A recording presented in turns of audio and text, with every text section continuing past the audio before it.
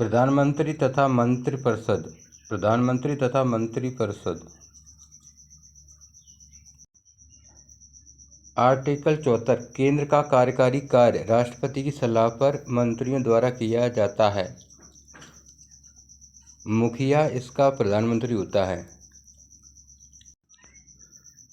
Cabinet मंत्री। Cabinet मंत्री। प्रधानमंत्री तथा मंत्रिपरिषद। आर्टिकल 74 केंद्र का कार्यकारी कार्य राष्ट्रपति की सलाह पर मंत्रियों द्वारा किया जाता है। इसका मुखिया प्रधानमंत्री होता है। Council of minister. इसमें होते हैं कैबिनेट मंत्री और राज्य मंत्री।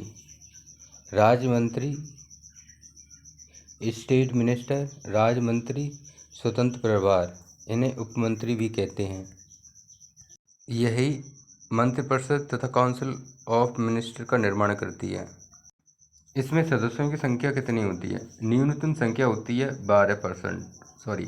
न्यूनतम संख्या होती है 12 सदस्य। इसमें न्यूनतम संख्या होती है 12 और अधिकतम होती है 15%। अधिकतम होती है अधिकतम 15% सदस्य हो सकते हैं लोकसभा के।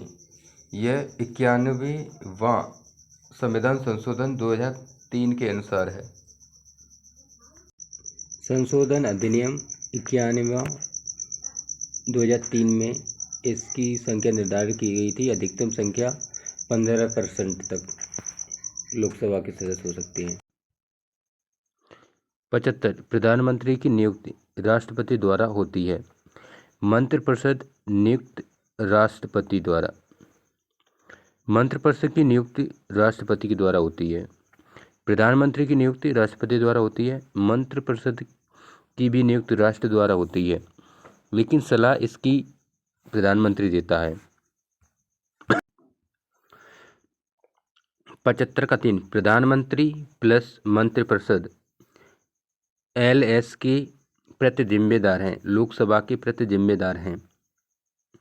75 का 5 मंत्रिपरिषद में 6 माह तक अधिकतम बगैर सदन का हिस्सा हुए रहा जा सकता है। उसके बाद यदि किसी सदन का हिस्सा नहीं हुए तो मंत्रिपरिषद से हटना पड़ता है। आर्टिकल 76 महान्यायवादी अटॉर्नी जनरल होते हैं। सरकार के वकील की भांति कार्य करते हैं। अटॉर्नी जनरल का उद्देश्य होता है ये सरकार को कानूनी सलाह देते हैं। महान्यायवादी की नियुक्ति राष्ट्रपति की सलाह पर। महान्यायवादी अटॉर्नी जनरल की नियुक्ति राष्ट्रपति करता है और प्रधानमंत्री की सलाह पर। महान्यायवादी अटॉर्नी जनरल की योग्यताएं किस भांति चाहिए?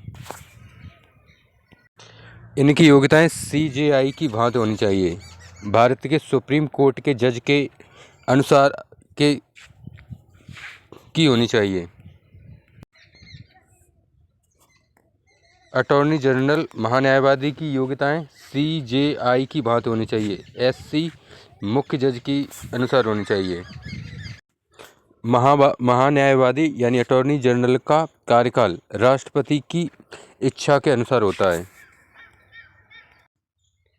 पहला MC शीतलवाड़ वर्तमान R वेंकटमणि। आर्टिकल 88 भारत के किसी भी सदन न्यायालय में अटॉर्नी जनरल जा सकता है। भारत की किसी भी सदन न्यायालय में अटॉर्नी जनरल जा सकता है। महान्यायवादी की स्पेशल पावर। आर्टिकल 88 भारत की किसी भी सदन न्यायालय में अटॉर्नी जनरल जा सकता है। आर्टिकल 77 मंत्रिपरिषद के मध्य कार्य का विभाजन तथा सरकार द्वारा व्यापार विभाजन। आर्टिकल 77 मंत्रिपरिषद के मध्य कार्य का विभाजन तथा सरकार द्वारा व्यापार विभाजन। आर्टिकल 77 मंत्रिपरिषद के मध्य कार्य का विभाजन तथा सरकार द्वारा व्यापार विभाजन।